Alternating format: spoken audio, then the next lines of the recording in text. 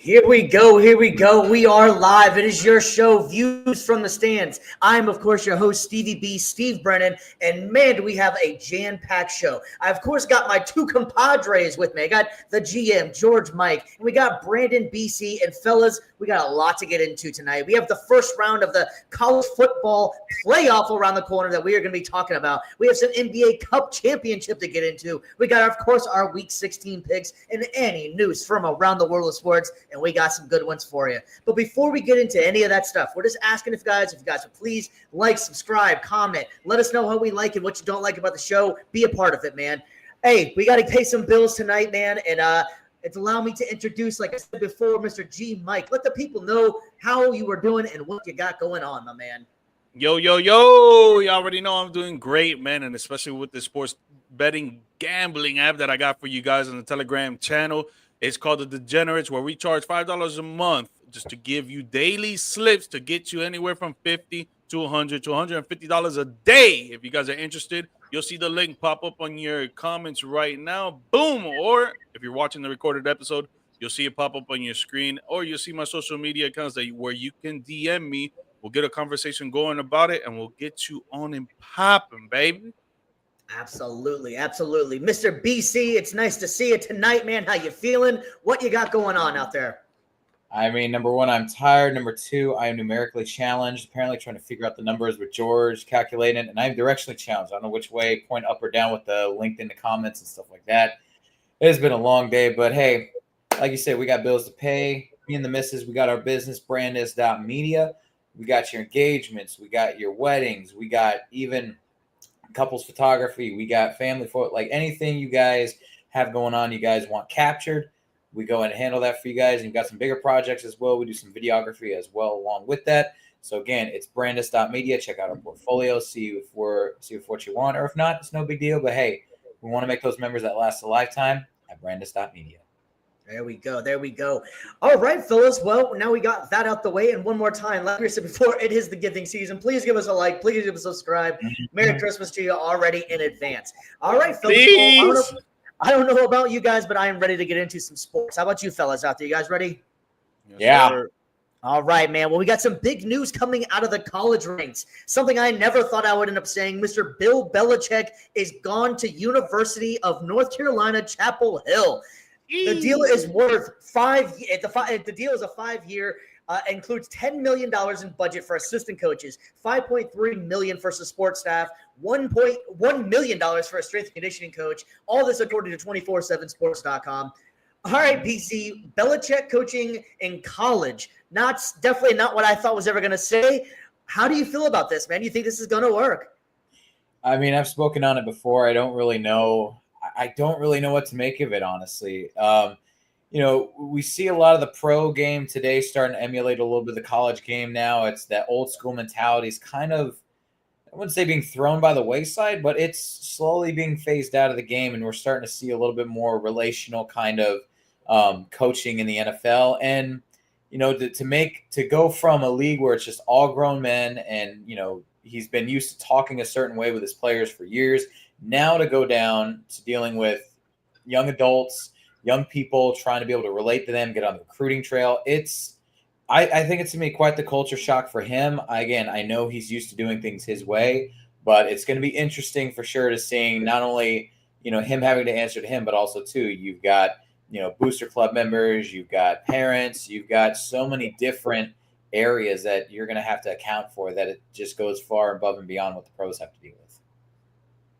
Yeah, no, I agree with you. It's definitely a transition for Belichick, and it's not the fact that the guy forgot how to coach football. And I think it only comes down to molding the right mind. You have to have the right mentality of kids that's going to come in. I think year one's going to be a little bit rough. But I think because a lot of people are going to be probably sitting on the outside just looking in like, hey, do I really want to go deal with what Belichick is? Or this goes the polar opposite way, and Belichick actually embraces the college lifestyle, how the kids are, he becomes relatable all of a sudden out of the blue. If you notice too, he's a hell of a lot different in his press conferences already. He's had a couple of them. He's more outgoing. He's more fun. Behind the scenes, the Patriots players used to say Belichick used to be funny as hell, but he was never going to give you any kind of information. And obviously no one wants to. Why would he want to do that anyway? So I got that aspect. He was just always kind of smug and came off kind of rude whenever it came to the media. But I can already see him starting to change a little bit. So maybe this is the Belichick that the other players were talking about, and it can work out for him. See, Mike, what's your thoughts on that guy?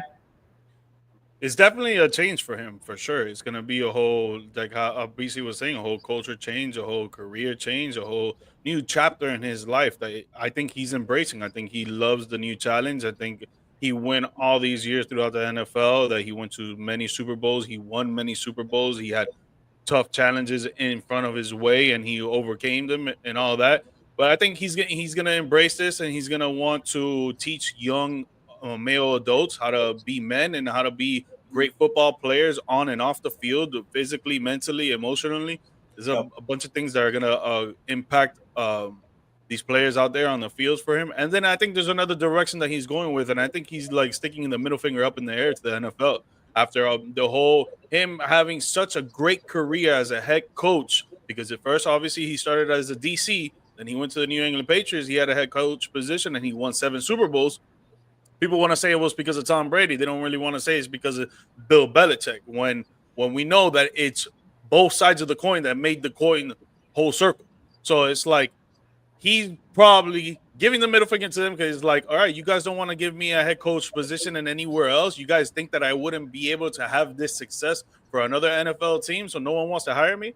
All right, cool. Don't worry. I'm going to take on another challenge. I'm gonna drop down a level. I'm going to teach these young kids how to be men and great football players, and I'm going to win a national championship for the University of North Carolina.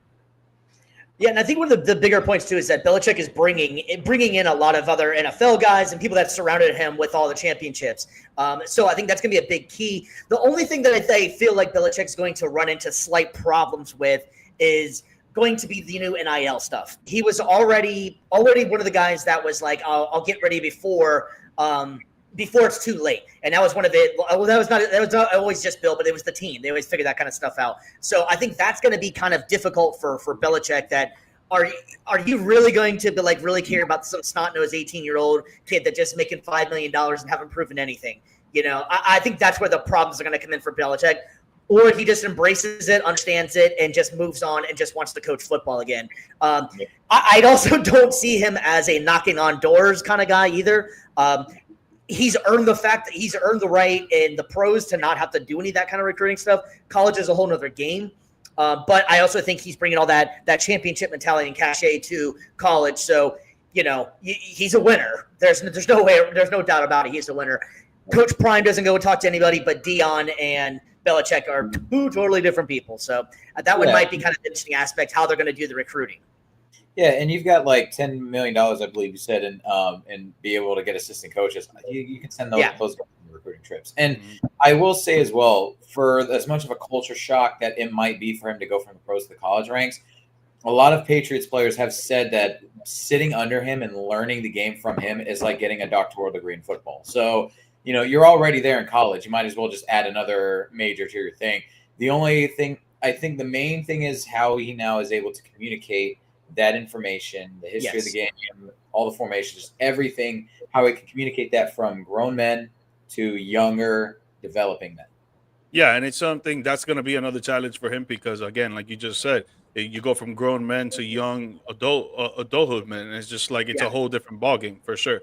But I feel like for the athletes out in North Carolina, the athletes overall in every single sport, I feel like they all have a winning mentality because it's a winning school. It's always been since the break of dawn for the University of North Carolina. So just for the football players' sake, I feel like they're going to be like, you know what? This guy, he's going to come in and he's going to want us to win, and we're going to want to win under him, and we're going to want to learn under him and take it moving forward. They know what they're going to get out of him because they've seen I'm assuming that they've seen how he was in New England with the Patriots and everything. And I don't know, man. It's a possibility that some of these kids don't even know him, man. You know what I mean? Like, I know you know the name, but, you know, like, I don't know. I feel like if you're a real top-notch football player and you really want to be in the league, I feel like you're going to learn from the past champions. And Yeah. The Patriots have won 7 Super Bowls in literally a decade and a half. So I feel like that is a person to really learn from. And if you don't know who Bill Belichick is, then you need to go watch some YouTube because man, it's a great winning coach right there. It's the best selling Yeah, it's point. been since 1980 since UNC last won national championship in football. Yep.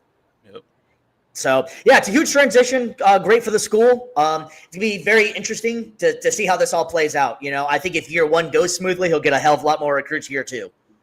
Yep. Yeah, definitely. Yeah, that's going to be just interesting to watch, man. Like, can you imagine Belichick just walking up to your door and his, dry voice and everything? You want to come play football? Okay, cool. You know what I mean? Like, yeah, but that's the thing, though. Like, he was showing you what he wanted to show you. I don't think he's like that. You see him if you watch the roast of Tom Brady, you saw how 100%. he was there. It looks like that is who.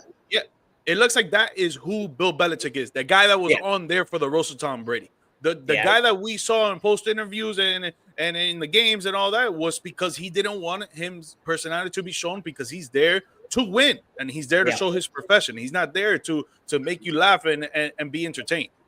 Yeah, no, you're right. You're right. Well, all right, fellas. Well, there was some big news coming out of the NFL as well, and this has been a lot of speculation coming out, and it finally happened. Kirk Cousins is officially benched for the rookie Michael Penix Jr. BC, this is your division, man. I know you've been following this a little bit closely, man. What's your thoughts on this?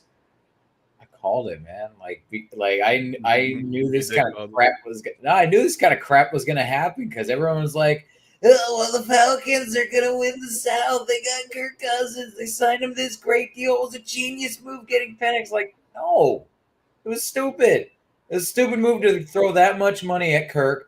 And then also, too, it's smart now to draft a quarterback because your dude's flaming out right in front of you. But, I knew something like this was going to happen. Everybody kept lifting up this team and glazing them left, right, and center. And it's like, guys. That boy said glazing them. They were, man. How many media pundits, man? Freaking TPS, that's crazy. On YouTube at them. I don't care. They were literally saying the Falcons are going to win a division in a landslide, and Kirk is the best quarterback in the division. No, man. It's a smart move. The move they should have done because in the last 4 or 5 games, he's thrown no touchdowns and 8 picks. So it's something that you definitely expect to see. It's just, dang, I did not expect to see it maybe this early, but I knew that eventually something was going to happen. And it's I'm just sitting back and I'm just watching the car crash happen. I'm loving every second of it. Yeah, I mean, he's thrown 9 interceptions the last 4 games compared to 1 touchdown. So exactly. It's been bad. G Mike, I know you were extremely outspoken about the Penix pick whenever they picked him. Does that still feel the same, or is it still a bad move for the Falcons? I think it is a bad move to start Penix. I don't agree with it at all. Just to go off of what BC said, Kirk Cousins was the best quarterback in this division before he tore his Achilles. Let's be real. He was better than Baker Mayfield 100%. When they brought him in, I do agree with BC as well. I don't think that they should have gave him that much money. He just tore his Achilles, and then you go and give him, what was it, $96 million for 5 years? No, it was over that much. It was 130. Well, we'll say 100 million plus, right, for 5 years. Even then, bro, he just tore his Achilles. I would have gave him maybe 2 years, maybe 60. And I'm pretty sure he would have been straight with that with all the money he's already made. Yeah. But whatever, that's near here or there. But just talking about right now, the current events, you're trying to get into the playoffs and you're trying to clinch a divisional championship because, correct me if I'm wrong, they're still in the works to win the division, correct? There's a 20% chance they can still win. They're 1 game back. So and they've won. They own the tiebreaker with the Bucs. Yeah. They're still in it. Right? You have a quarterback who has shown previous years that he can do what it does to get you into the playoffs. This year, he's been having a bad year. Yes, we're not going to shy away from that. He's been having a bad year, and he's been having a bad last 10 games because they've been 1-9 in the last 10 games, if I'm not mistaken. Now, you want to bring in the rookie quarterback that you drafted in the first round because you think that is your best chance to win this weekend and try to get into the playoffs or clinch the division or whatever the case may be. In my opinion, that is complete bullshit. How do you know that he is the best chance of winning when he hasn't even been out there on the field? Exactly. He hasn't been out there on the field, and now you want to start him? Yep. No, bro. I get it if you want to be like, yo, we're going to give Kirk a chance at the first half. If he's playing like shit, we're going to put in Michael Penix. All right, I understand that. You're giving him an ultimatum like, yo, you need to buckle down and you need to be serious out here. But now you're saying you want to sit your starting quarterback that you paid all this money for. Yep. And you thought he was going to bring you to the promised land, which he probably still can. You never know what's going to happen any given Sunday. But now you're taking it away from him, and you're putting in the rookie that hasn't proven shit. Yeah. It makes no sense to me, dog. The ghost of Arthur Smith still haunts that team. Doesn't make sense. It doesn't make sense. But what do I know? What do I know? I'm from the stands. Yeah. Well, I mean, I guess if one of us has to take the one stance on it, I think that it's a good game to try this. They're playing the Giants. The Giants are already fighting for the one of the top picks. So you can see what you have in the kid. And according to other reports from ESPN, that the players have all said that Penix is the best player on the field when it comes to quarterback play. So the players have been wanting this for a little while. I think you had to do something because Kirk Cousins has been playing abysmal for the last few weeks. They almost lost to the Raiders. They should have lost to the Raiders. I think the narrative would have been a little bit different if they did lose that game to the Raiders. He's thrown 1 touchdown in 4 games. That's almost unheard of in a league that's designed for people to throw touchdowns, especially quarterbacks in the league.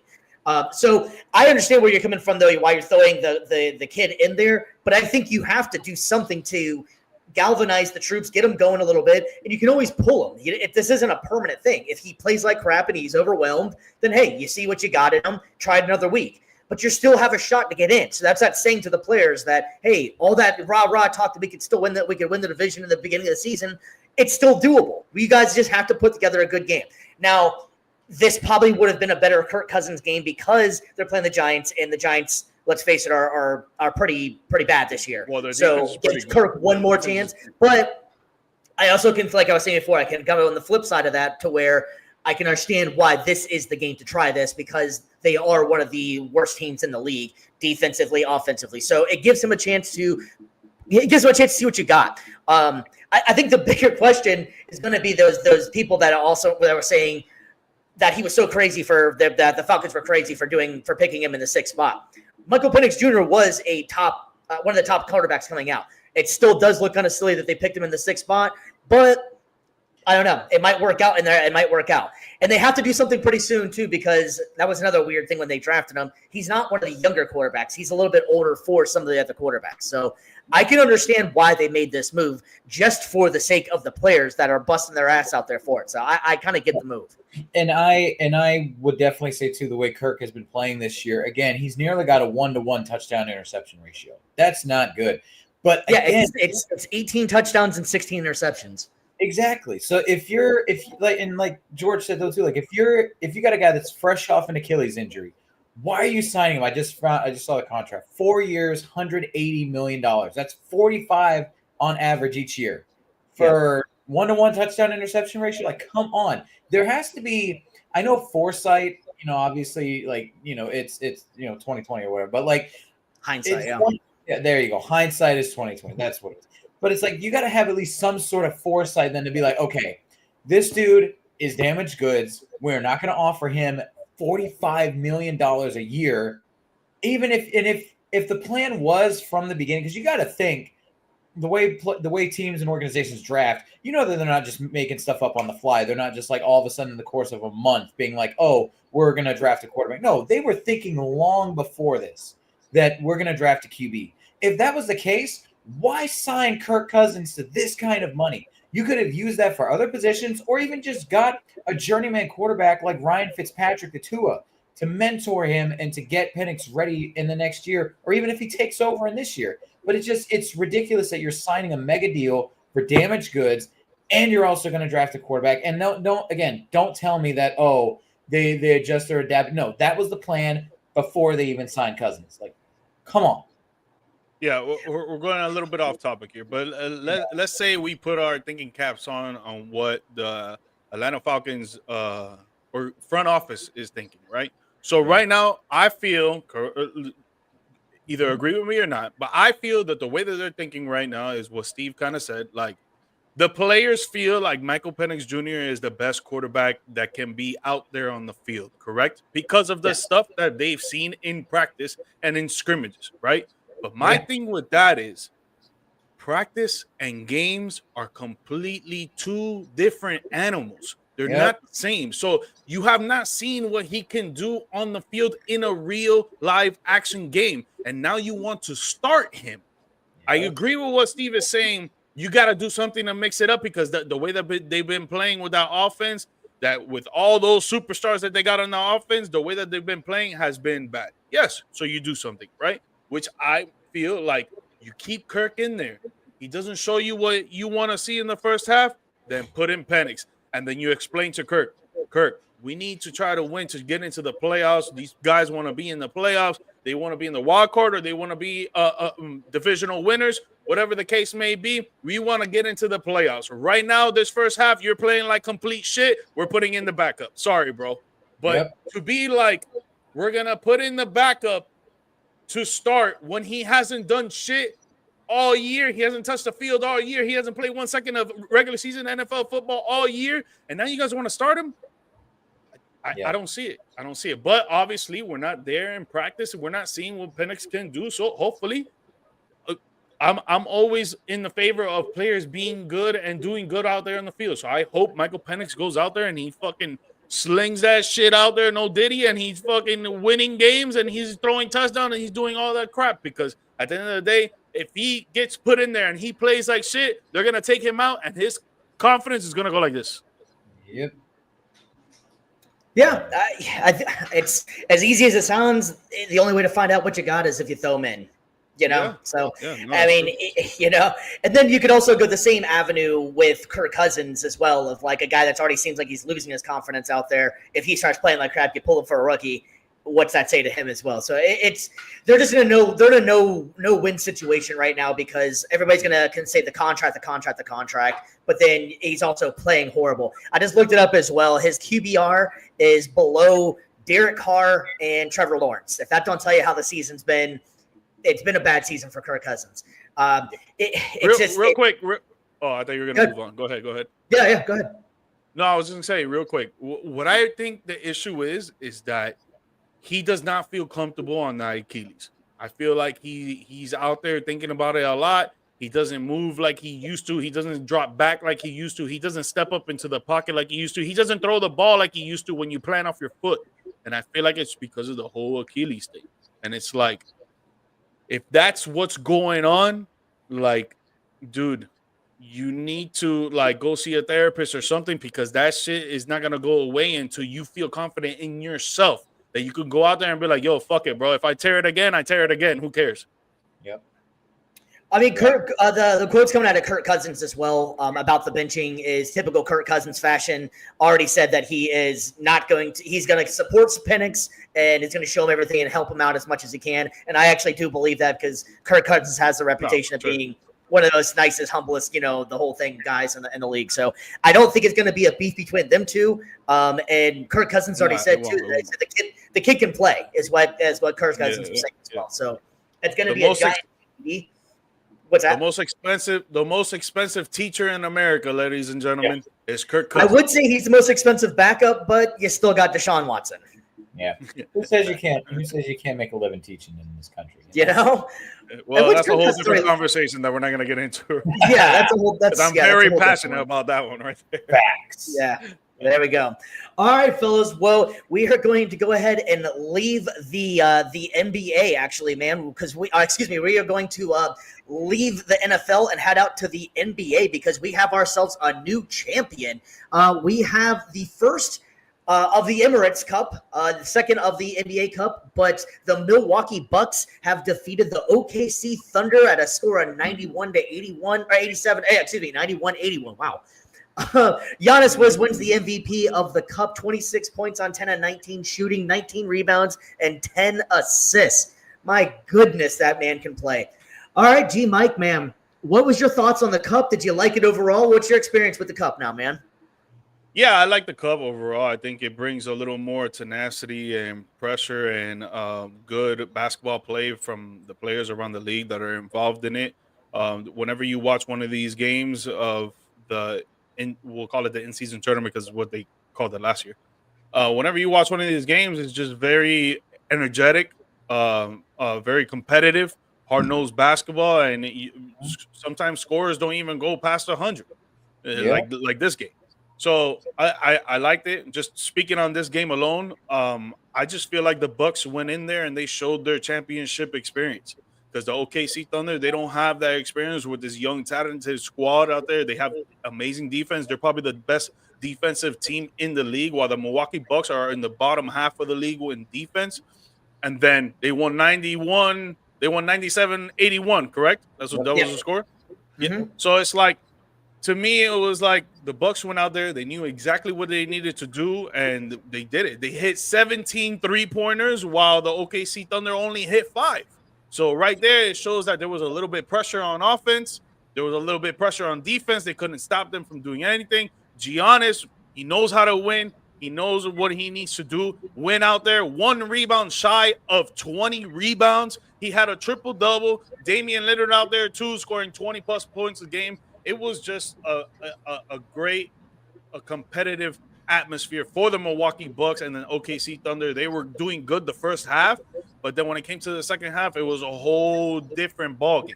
And the Milwaukee Bucks just, in that fourth quarter, they just took off, man, and they ran with the championship. Yep. BC, a quick question for you, because this is relatively new for a lot of people out there. Do you think that this can actually galvanize the troops and gets people fired up on the team about winning this cup? Or do you think the cup is more just a fun experience that they're trying to get out there? Do you think this actually means anything to the player? Because having them winning the championship, they didn't celebrate, they didn't pop champagne, they just hugged it out, clapped it up, and as plan on moving on to the next. I guess they said it was more bad luck for them to celebrate a championship before a championship. Do you think this actually means anything to the players, and do you think this actually can improve or help out or anything? I mean, obviously, yeah, it's going to mean something to the players. Not as much, obviously, as winning NBA Finals, but it's an in-season tournament championship. You get a nice little trophy. You get a $500,000 bonus, which for some players, it's a little flash in the pan. Others, it's like half a season salary. So it does mean something, I think, especially to the younger players. You're also getting to play in Vegas. You're getting to have a good time out there as well, spend some time with the boys a little bit, kind of growing, bonding a little bit together as a team. So, and I do like the cup in concept and everything. You're adding some importance. You're trying to add some pizzazz. You're trying to add some airtime to a point in the season where it kind of gets a little dull. And a lot of fans kind of tune out and they wait for All-Star Weekend, and then after that's when they start watching again. So I think for the players in multiple aspects, it's definitely a good thing. And I'm looking forward to seeing what tweaks and adjustments they make going forward in next year. I know that we already kind of talked about some ideas on the last show. So I think it's definitely something that's worth keeping and experimenting more with. Yeah, G-Mike, same question to you, man. Do you think this means anything to means as much to the players, or is it more for the fans to just get it going for the NBA, or do you think this helps, builds, or anything? What do you think? Yeah, I think it does mean a lot to the players. Maybe not to the players that are making $20 million, $30 million a year, but they want to help out their teammates. They're with each other all the time. They're essentially called co-workers, but they turn into family. And then you got people at the end of the bench, the 15th man, the 14th man, like BC said, that's half a season salary right there. And you're able to win them that game and get them $500,000, for their family and their friends and their loved ones. Like that truly means something if you're a good person like that. But for the fans, like I said, there's a lot of competitiveness going on with these games. We talked about it last time. There should be more incentives for the fans, which I agree on that. But maybe it'll be more later on, maybe next year or the year after that, they come up with more ideas. But I think the NBA Cup overall, doing this tournament in the beginning of the season, it brings more attention to the league, and I think it's really good for them. Yeah, no, I agree. And the good thing I noticed in the games that I watched was that I completely piggyback what you guys were saying. The players really did seem like they were into it this year. And I think now that this is the second year, they kind of get the format a little bit more. They realize that, there are people actually watching it a lot more. So I like to see that. as they're playing. And the other thing that I thought was kind of cool, unlike, which I totally get the aspect of which we'll be talking about in a little bit about college football, but players are opting out of the bowl games in there. Players, weren't sitting this one out or anything. This is essentially, it doesn't really mean anything, but they were playing out there. They were hard. They weren't taking it like it's just a Tuesday night NBA game where they would take it off maybe or something. So I thought that was really cool for the players, and I think they put on a good tournament. And so kudos to the NBA for making this thing cool. It's getting better, and like we were saying before, there's definitely some stuff that can be tweaked, and I think that they will take that into consideration. So I'm pretty excited to see what the future holds for it. But man, Giannis looked pretty damn good out there, man. You can't forget how damn good that guy is, especially in Milwaukee too. I think this might be a good jumping off point for them because, man, they started out poorly, and maybe this will be that thing that kind of pushed them over. And like we were saying before too. I mean, let's face it, after the All-Star break is really when the NBA season starts. So maybe this will be that stepping stone. And he got a midi now. Yeah, he got a mid-range jumper now. Yeah, exactly. So he's ever improving his game, and Dame, of course, doing Dame time. If you see the shots that he was making out there, like his 3-point range is just off the damn charts, And while we're on the NBA, guys, what's your thoughts? Because there's been a lot of talk about the 3-point shot, man. You guys liking that or anything? Dude. I mean, I like the 3-point shot for sure. I mean, I know it's changed the league.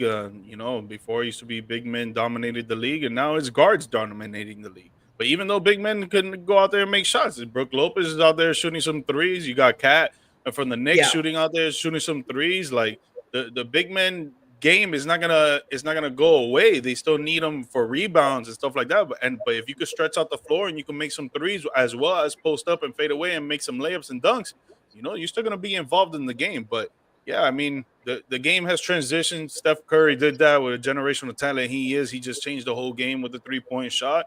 And now kids want to do that. It's easier for basketball players to make a 3-point shot than it is to go up there, jump, and try to dunk. A lot of short dudes, they'll be able to maybe make the pros one day, like Isaiah Thomas, Iverson, and etc. But I like the 3-point game. I would like to see maybe they add a 4-point play. Maybe they do something from half court.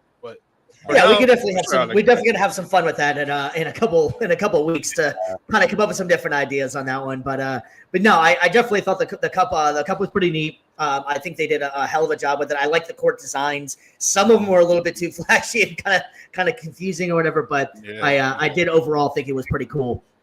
You guys got any closing ideas or anything on this? Do you think this possibly is a Western Eastern Conference Finals championship? I mean, it could very well be, just because, again, never count out the Bucks championship experience, especially with Giannis. And OKC, again, they could always use this as a way to kind of, like we said, galvanize them, motivate them to be like, okay, well, we came up short in the in-season tournament. Let's go out there and win the big thing for real this time. I mean, dude, I don't see the Celtics losing, bro. I don't see the Celtics losing. There's 2 of those NBA Cup games. They had Jason Tatum out and they had KP out. So it's tough for me to say, like, if when it comes down to the wire in the playoffs, if Milwaukee and Boston meet up in the Eastern Conference Finals, bro, I gotta take the Celtics, man, because they're going crazy. They're going crazy. Yeah, I mean, out of the 2 teams, I can see one of them for sure has a legit chance in the finals. That'd be OKC. I think OKC is definitely has a chance to make it in. But if they shoot like they did last night, they'll be they'll be out of it for sure. Yep. All right, guys. Well, we have a lot of fun coming up here, man. It's finally here. We talked about it a little bit last week, and it sounded like I guess I went on a rant for a while about it, according to some people. But I mean, hey, that's what it is. So we're going to go ahead and talk about the final games and give our thoughts on the first round of the college football playoff. We're going to start out here, man. The Battle of Indiana. Indiana University taking on Notre Dame. This one's going to be a lot of fun. BC, man, what's your thoughts on this big game? First game of the college football playoff. I mean, like you said, it's going to be the Battle of Indiana. I think that's honestly, it's fun to see, even though they're not technically big rivals, so to say. It is interesting, though, to see like 2 schools that are in state, that biggest schools that are going to be going at it. And again, like the seeding for the college football playoffs this year is definitely, I'd say, interesting. Some people would probably say BS, just because of some of the, like, Oregon's trip to the college football playoff finals. But yeah, it's going to be a fun matchup, I think, for sure. I think a lot of I was going to say Hoosier fans, but also too like Notre Dame fans. Everybody from that state is going to be tuning in. It's going to be a popping matchup for sure. I would lean more towards Notre Dame, but I think it's going to be a dogfight. Notre Dame, according to ESPN Predictor, is a 70.4% chance to win. The over-under in this game is 52.5, which is pretty high-scoring game, honestly. I like Riley Leonard, the quarterback for Notre Dame. And I think that the Notre Dame's quarterback Indiana's quarterback is an interesting guy, too. He's a transfer. Indiana has a pretty good rushing attack as well, but Notre Dame has great defense. So, G-Mike, buddy, what's your thoughts on this one, man? It's what the cool thing is, too, before I let you go on that one, too, is that it's an in-state game. So that's going to be a fun atmosphere to watch because being in Indiana, South Bend isn't that far away from where the Hoosiers University is. So that's kind of cool right there. I think that's neat. No, it's definitely cool, but I don't see any Indiana fans really taking over that place. The Notre Dame fans are going to show up. They always show up. That home field advantage is something different. And just to piggyback, because you guys took most of what I was going to say, but just to piggyback a little bit, that Notre Dame defense, man, they're going to stop Indiana, bro. I don't know about that overhitting.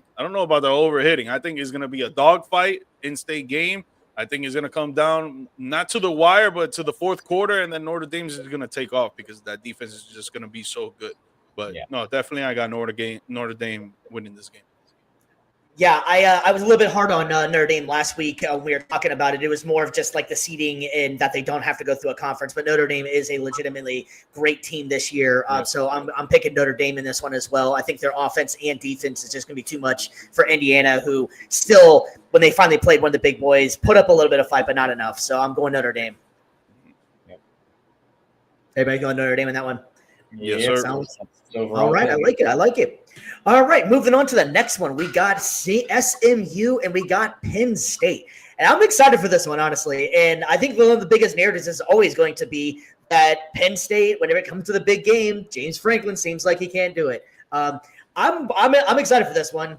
We had the Penn State did have their backup transfer who does play. I love their tight end. That guy is a Swiss Army knife and can do it all. But I think SMU is one of those dark horse kind of teams, and I think a lot of people didn't know about them going into the preseason, and they've looked really good to me. BC, buddy, you're up next, man. What's your thoughts on this one?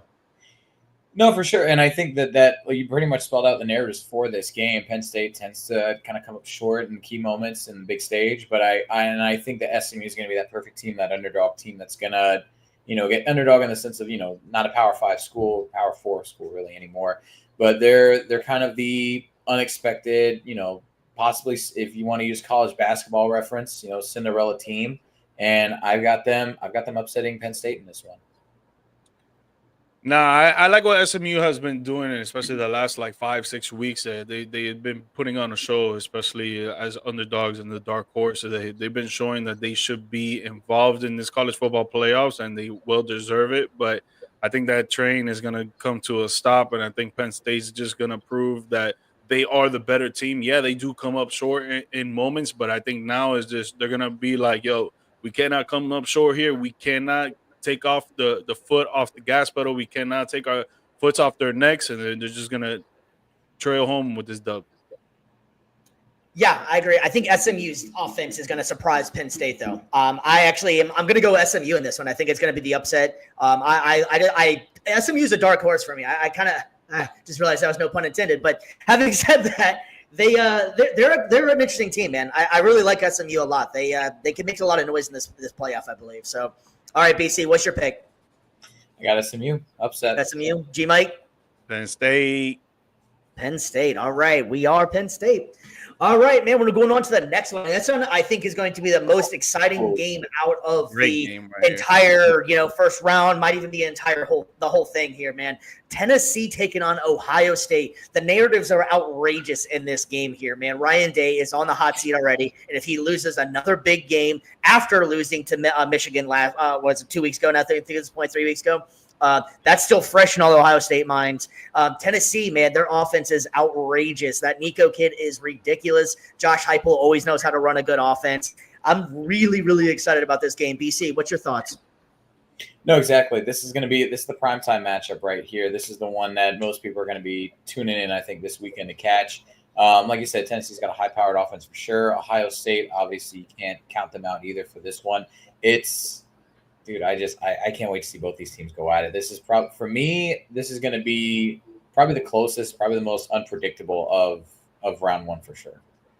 No, definitely. This game's going to come down to the wire. I think the last few minutes of the game, whichever team has the ball is going to come down and do a game-winning drive. And I really think that Tennessee is going to take this, man. I got it in my gut. I think Tennessee is time for them to shine right now. And what Ohio State has been doing the last few weeks, they haven't been playing up to par. I think Tennessee is going to take this for sure. Exactly.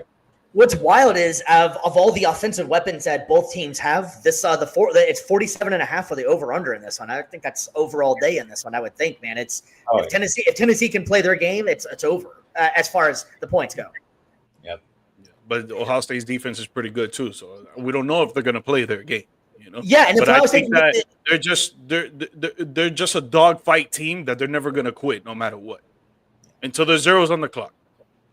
All right, well, let's get them picks in. I can't stand Ohio State as the team, but I'm going Ohio State in this. And I think the pedigree, the championship pedigree is too much. Ryan Day is a damn good coach. I think that they tried to prove something against Michigan, and it backfired on them, and it just didn't work out. I don't understand that one. It's going to be at home, too. That crowd is going to be ridiculous in the Horseshoe. Give me Ohio State. I think crowd's going to play a factor for sure, but give me UT with a slight over. I'm gonna dip my toes into the gambling a little bit there. Whoa! I got Tennessee winning on a game-winning drive. Nice. I'm going lonesome on this one, huh? I'm taking Ohio State. All right, I like it. All right, moving on to which was going to be another fun one, man. We got Clemson taking on Texas. Man, Texas. I was about to say about a month ago, something along those lines. Texas, I thought, was the most complete team in the country. Their defense is just ridiculous. They were only allowing, I want to say, maybe a touchdown a game if you're lucky getting that. And then they just kind of seemed like the offense wasn't really clicking as much. They had that great game against Florida, dominated them, and then they kind of just, I think, can't get past Georgia. And that's been a factor for them. Clemson, They made it in by the skin of their teeth. They could have either not made it in and been. I don't think anybody had been upset if Clemson didn't make it in. They made it in because he won their conference, so kudos for them for winning it. But I just don't think that Clemson is on the same level with Texas in this game at all. No, not in the slightest. And this one. I think I've got Texas. Well, spoiler alert. I think Texas pulling ahead of this one pretty comfortably. Again, even like we said, like last month or so, it's been a little iffy with them, but again, terrifying defense. The offense is going to do its thing. I don't think there's really much doubt that Texas, at least in this round, has got this one in the back. Yeah, for me, this is a no-brainer, especially because both running backs, RB1, RB2 for Clemson, are out. So if you don't have your top players on your offense, man, you're not going to be playing the same game. And especially with Texas and how they play, man, I think Texas wins this by probably 2 touchdowns and a field goal.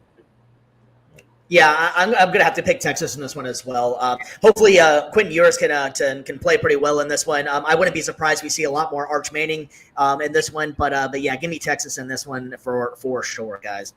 Yep. All right, fellas. Well, that is going to wrap it up for the first week of the CFP, and I cannot wait to watch these games over the weekend, and we are definitely going to be talking about this next week for sure. So we're going to leave the college game and go to the almighty that dominates it all, the NFL, as we get ready for the views from the stands. Week 16 picks. Are you boys ready for this one? All right, yes, so we got a division rivalry game here on Thursday night. We got the Denver Broncos taking on the Los Angeles Chargers. I'm going to take Denver in this one, man. Denver's been impressing. They've been playing pretty well. Bo Nix is definitely making that campaign for Rookie of the Year. It's coming true, I think, this time. I was all on Jayden Daniels. I still think he's a great player, but give me Bo Nix for that Rookie of the Year at this point. I'm taking Denver in this game. I think this one, it's going to be a close matchup, but I think LA is going to look for a rebound. I think that they, obviously. I don't think any of us really called. Well, I think Steve, you might have called it Bucks against the Chargers, but I did. There you go. So one of us. I need to ship this hat to you right now because it looks like you're here. But No, like I think that I think that they're going to take some of that aggression, that that embarrassment that they felt in that game, and they're going to channel into this one. And I think I just got to give the slight edge to, again, even though they gave up 40 this past week, I still got to give it to that defense. I think that they're going to rattle Bo a little bit, and they're going to do enough to pull out this one. Yeah, I think I'm gonna take the Chargers on this one because of the way that they played last week. They're pretty disappointed on the way that they played. Not their defense, but their offense. With Justin Herbert, he hadn't thrown a pick in like 7 games, and then he threw one last week. So I think he's gonna come back with a little bit of vengeance. It does suck that J.K. Dobbins is out, which is their top back. It gives a lot of offensive threat for them. So it's gonna be Gus Edwards right now.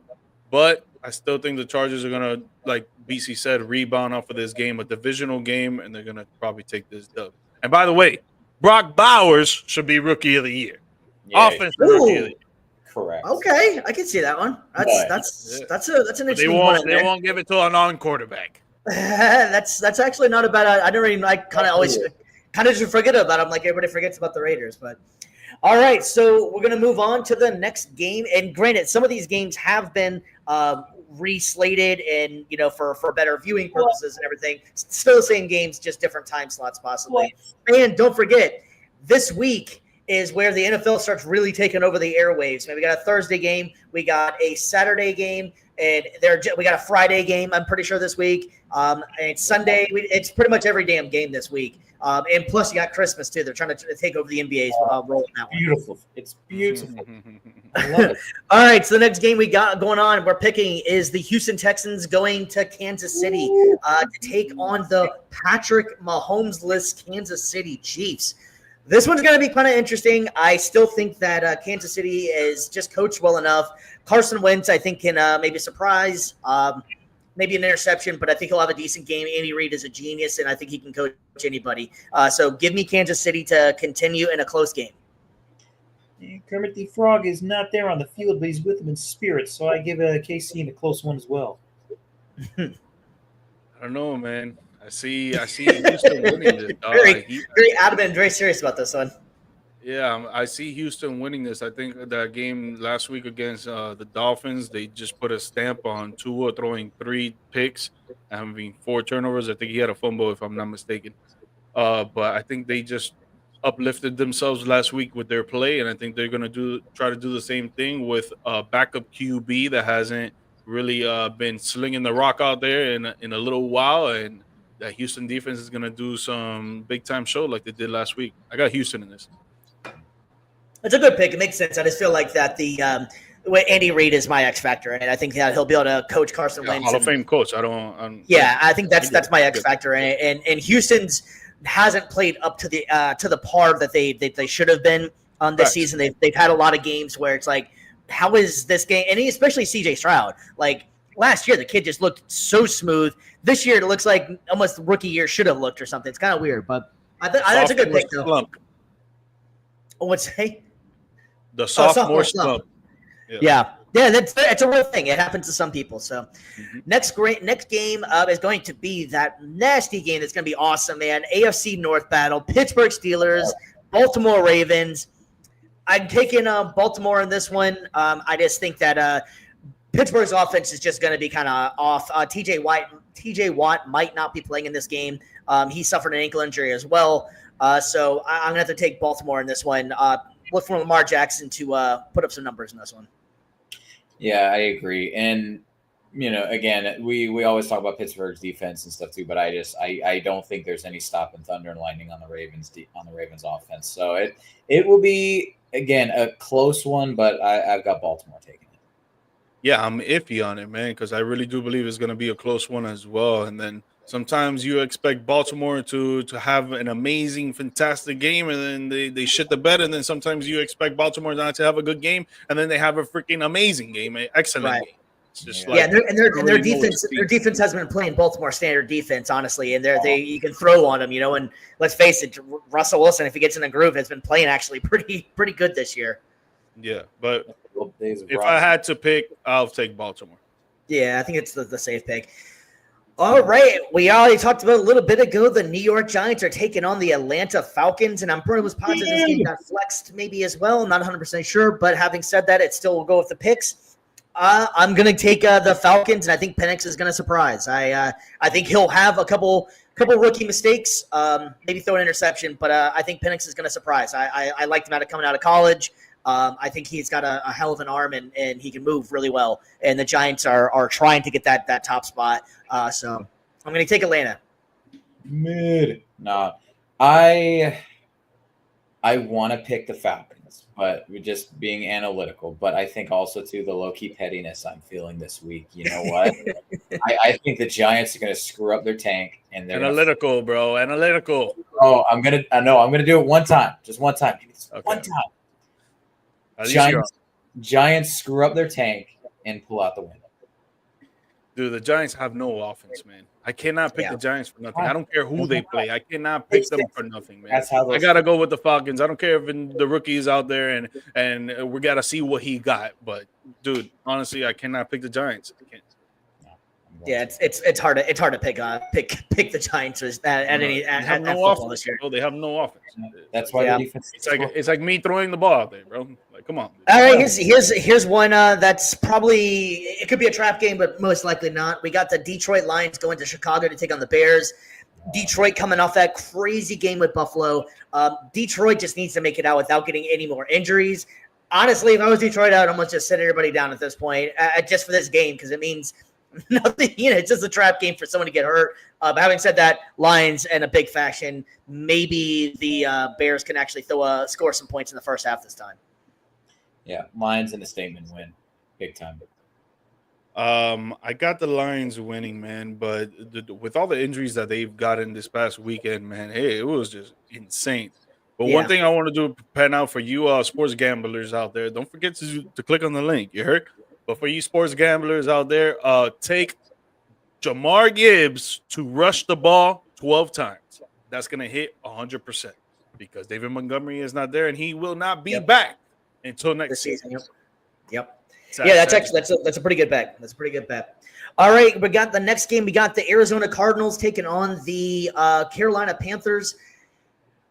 Arizona needs to win, so I think Arizona's gonna win. I'm hoping Kyler Murray can play a Kyler Murray game and show out. He's been so up and down this season. And can we get damn Trey McBride a damn receiving touchdown? Please, can we make that happen this game? My goodness, man. So yeah, give me Arizona in this. You saw Kyler Murray what he said on Twitter?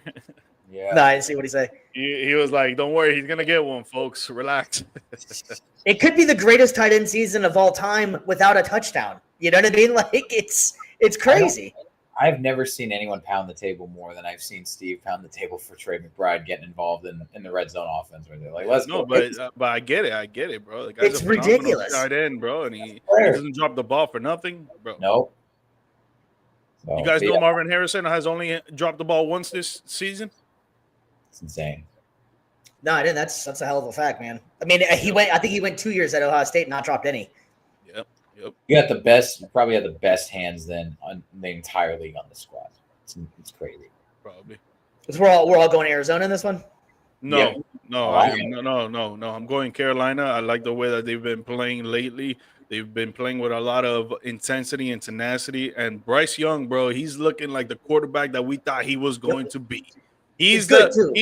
He's an example of how wrong I was when you bench a rookie quarterback, ruin their confidence. They come back, they start playing like shit because that went the opposite route right there. He got benched, he came back, and he's like, "Don't worry, I'm gonna show y'all what's up." I think this is probably the shortest quarterback matchup as well in the history of the league. Both guys are like under 5'10", so like that's insane. Like I'm taller than This guy's speaking like he's 6'3" over here, bro. Hey, I'm just saying, man. I'm taller than these guys. That's the insane part. And it's like You are. be prepared to see a lot of scrambling, getting out of the pocket a lot because they're not gonna be able to see. Facts. Yeah, shout out to Bryce Young for sure for taking the bench and not bitching and just moving on and realizing that he's a good quarterback, man. I hope that this transpires for him because he's a good dude too. Any interviews, I like Bryce Young. He seems like a good kid, man. All you young players out there, take note of that. When you get benched, don't complain, don't moan, don't apply yourself. Exactly. Grind, and you'll get back out there. So next game, we got the Los Angeles Rams taking on the New York Jets. And I've been the whole thing's going now is that the New York Jets are just going to play spoiler for everybody. Rodgers finally looked alive last week. So yeah, I'm actually not gonna go with the Jets just because I can't pick the Jets. I'm going with the Rams, man. Yeah, Rams got too much on the line this week. They're fighting for playoff spots. They're fighting for division championship. They need to get the win, so I've got to lay in this one. Yeah, I think I got the Rams too. I don't think Devontae Adams is gonna have that great of a game again. Breece Hall is probably not gonna play again, and I just think that Matthew Stafford's connection with Cooper Kupp and Puka Nacua, and then Kyron Williams' running game, like that offense, to me, that offense is top 5 right now, bro. Right now, I'm not talking about the whole season. Last week, right man, now. that rainbow, first time Cooper Kupp didn't score a damn fantasy point. It was a bad game. Yeah, but it was a rainy game the whole time. It was a rainy game. It was rainy until it was for the first half. I didn't understand what happened the second half. Neither one of the guys scored a touchdown. That was bizarre to me. But your whole game plan changes. It's weird. It's weird on a rainy game. Like you saw, Kyron Williams had like 25 rush attempts. Yeah, yeah. I mean that's logical, I guess, with the rainy and the wet conditions. Yeah. I just would have thought the second half it stopped raining. It stopped raining enough time for them to maybe make an interesting fourth quarter. Neither one of the guys got a touchdown, which is weird to me. But all right, so we got a divisional game as well, man. We got the Philadelphia Eagles taking on the Washington Commanders. I feel like the Commanders are gonna surprise this one, and the Philly's gonna have one of those games where they should have looked a lot better. And I'm gonna go Washington in this one. So you see this one's going to be a trap game for Philly? Yeah, I kind of feel like it. And Washington, they're playoff bound, and I think this means a little bit more to them in this game now. I think the Eagles are pretty much. I think the NFC East is out of Washington's reach, and I think they're going to lock that up. But having said that, though, I think Washington wants to show that they can hang with these guys because they might be facing them in the playoffs. Yeah, I think Washington will pull it off in the end. Again, close game, but I will say that to the Eagles' credit, I think Saquon has another great game, and I think that he's going to keep pace to break Dick Christian's rushing record. Fuck both teams. But the Eagles take it from me. The Eagles take it from me. The way that the people have been talking smack about Jalen Hurts right now, that he goes out and throws over 250, 300 yards or 3 TDs. He goes out there, has a maniacal game, and he's proving people is like, oh, that's what you wanted to see. He literally said that. That's what you wanted to see. Yes, that's exactly what we wanted to see, and that's exactly what he can do, though. But their game is running game because you have one of the best running backs in the league, if not the best. So it's like I see why they do that. And then on top of all of that, Philly has a chance to clinch the division with a win this week. So I think they're going to go out there and they're going to play their hardest and they're going to get this win. All right, we got another divisional game, and we're getting that time of the year when it's mainly divisional games. We got the Cleveland Browns taking on the Cincinnati Bengals. Jameis Winston is benched. Give me Cincy, and I think Cincy's going to put up some numbers against them because Joe Burrow is just the man, dude. I love me some Joe Burrow this year. Yep, if there was an MVP for non-playoff teams, it would definitely. Yeah. But if there's MVP for the second half of the season. Yeah. Cincy, I think, wins this one pretty handily. Yeah, man, I got the Bengals, man, but dude, man, that defense is fucking horrendous, bro. Yeah. I thought my Dallas Cowboys defense was bad. No, that defense is freaking horrible, bro. That defense is horrible. But I still think Joey B's going to go out there and he's going to play like his MVP self, and he's going to get Jamar Chase involved. He's going to get T. Higgins involved. He's going to get Chase Brown involved. And they're going to have a 4-touchdown game by Joe Burrow, and he's going to go out there and get the dub.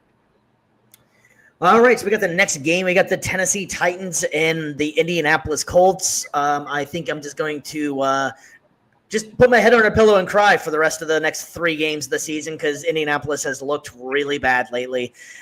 So, yeah, I guess I'm just going to pick my team just because I'm going to pick my team. Tennessee will probably win, but I'm going with my team because I'm not gonna ban them yet. But yeah, give me Indianapolis, I guess.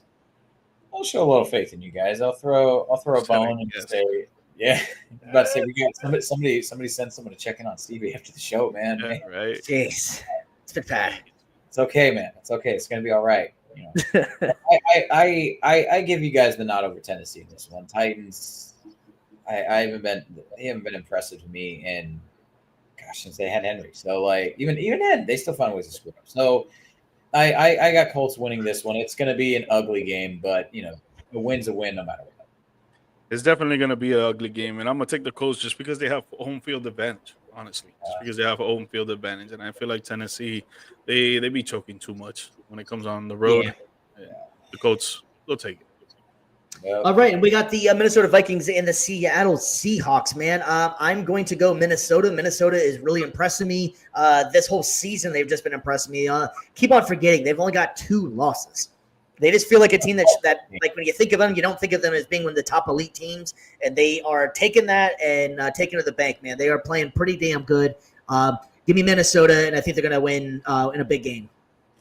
And if we take the division, we go to the wild card round for the playoffs. It's just going to suck facing them in the first round.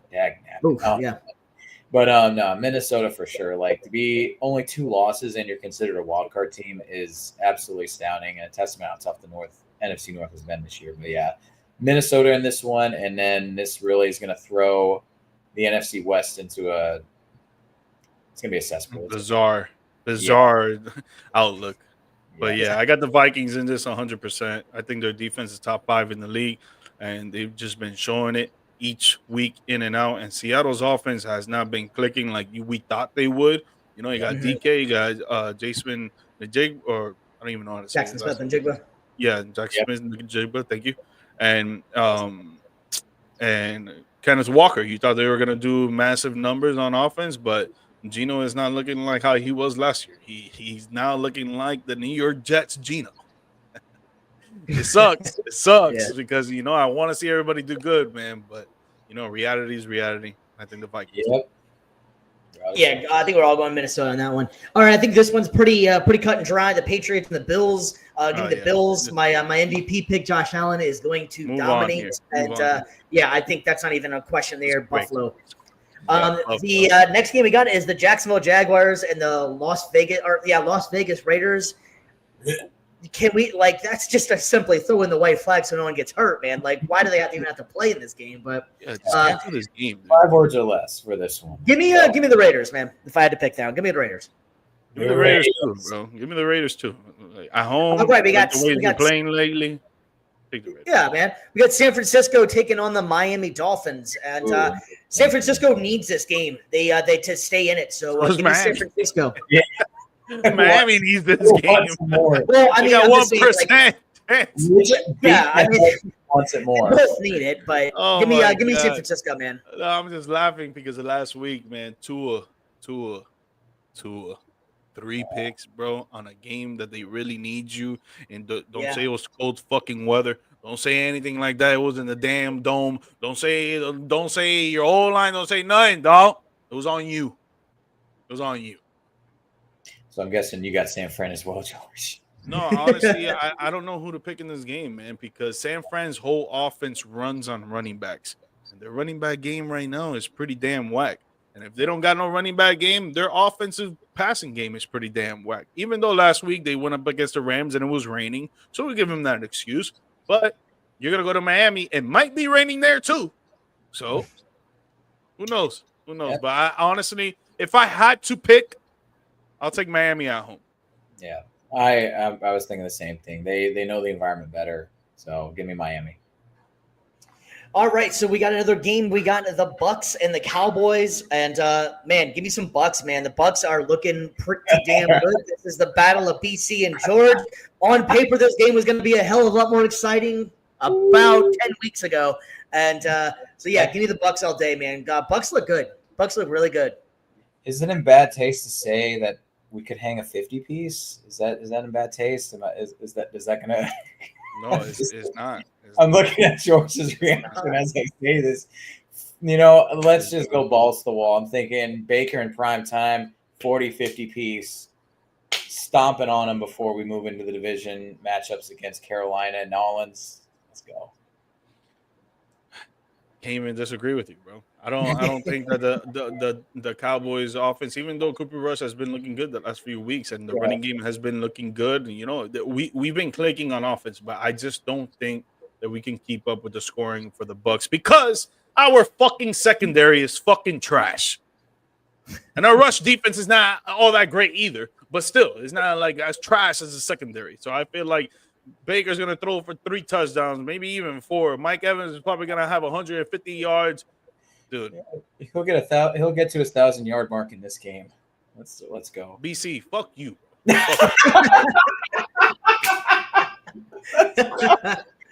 All right, so we got the last game of the week, and I'm almost positive this one got flexed as well. But it is the New Orleans Saints taking on the Green Bay Packers. Go Pack, go! And they better not mess this one up because New Orleans is absolute trash, man. Yeah, New Orleans plays in a dome. It's going to be cold in Green Bay. Green Bay winning the game. Yeah. I was about to say, what's the forecast for Monday night? Because I'm sure it's going to be like 30 degrees. I mean, shoot, that game might be worse, like in terms of score outcome, than the previous one we mentioned. So yeah, Packers easily. Well, I would say the Saints have a good defense. You know, I would say they have a good defense compared to us. Yeah, true. I mean, I guess this is what you compared it to. It's cold though. It's cold. Yeah, true. Yeah. All right, ladies and gents, that is going to wrap it up for our Week 16. Man, we are getting so close to the end for the playoffs. Week 16 picks and Week 16 of the NFL. That's also going to wrap it up for your favorite show here, Views from the Stands. We seriously really appreciate it. This is going to be our last show before the Christmas break. Might have a little bit of stuff going on with the family, so we want to wish you guys as well a very Merry Christmas. We might try and get in one more time. We'll hope so, maybe not. But we really appreciate you guys. Give us a like and subscribe, and we hope everybody has a safe holiday and be safe out there. BC, you got anything for the people?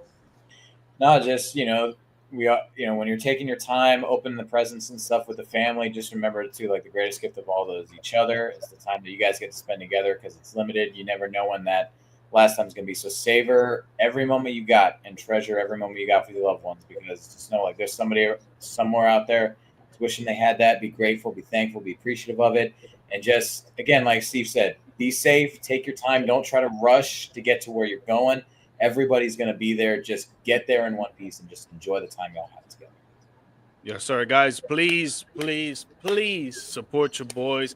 Subscribe to the channel. I know y'all don't get annoyed of the alerts coming up and stuff, so just get a little subscribe for us to try to make a little pocket change in return. Show a little support. Follow us on the IG. Follow us on the TikTok. Follow us on Spotify. Wherever you can get the show you listen to, either the video feed or the audio feed, it'll be greatly appreciated for us, and it'll be a great Christmas gift from you guys to us. Yes, we would really freaking appreciate it. So Merry Christmas. Merry Christmas.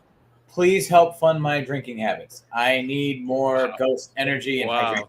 Good thing that he showed the ghost, because if you want to just drinking habits, dang, bro. Man. Hey, I got contact.